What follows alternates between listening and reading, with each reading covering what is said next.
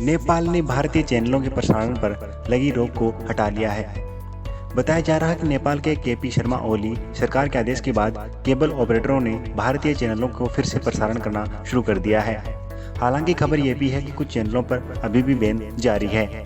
इस बीच नेपाल ने भारत को एक राजनीतिक टिप्पणी भेजी है और अपने देश तथा नेताओं के खिलाफ ऐसे कार्यक्रमों के प्रसारण पर कदम उठाने का अनुरोध किया है जो उसके मुताबिक फर्जी, आधारहीन और असंवेदनहीन होने के साथ ही अपमानजनक हैं।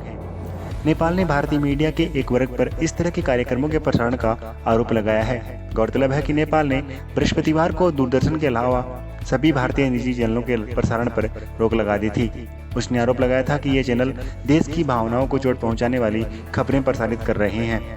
इस कदम के कुछ ही दिन बाद नेपाल ने भारत से यह अनुरोध किया है कि इस मामले में भारत ने तत्काल कोई प्रतिक्रिया नहीं दी थी। नेपाली प्रधानमंत्री के एक सहायक के मुताबिक नई दिल्ली स्थित नेपाल दूतावास के जरिए विदेशी मंत्रालय को शुक्रवार को दी गई राजनीतिक टिप्पणी में कहा गया है कि भारतीय मीडिया के एक वर्ग द्वारा प्रसारित की जा रही सामग्री नेपाल और नेपाली नेतृत्व के प्रति फर्जी, आधारहीन और असंवेदनहीन होने के साथ ही अपमानजनक भी हैं। इसमें भारतीय अधिकारियों से अनुरोध किया गया है कि इस तरह की सामग्री के प्रसारण पर रोक के लिए कदम उठाए जाएं।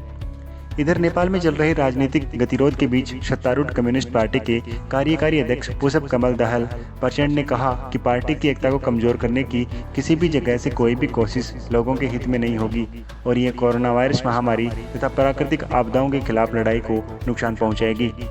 प्रचंड ने अपने गृह नगर चितवन में नेपाल कम्युनिस्ट पार्टी के सदस्यों को संबोधित करते हुए कहा कि वह पार्टी की एकता को अक्षुण्ण रखने के लिए कटिबद्ध है।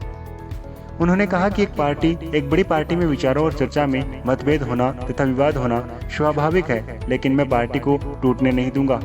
इन्हें दूर करने के लिए उपयुक्त कार्य प्रणाली है।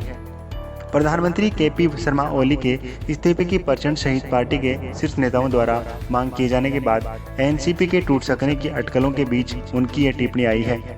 ओली से ये कहते हुए इस्तीफे की मांग की गई कि उन्हें हालिया भारत विरोध टिप्पणी न तो राजनीतिक रूप से सही थी, न ही कूटनीतिक रूप से उचित थी।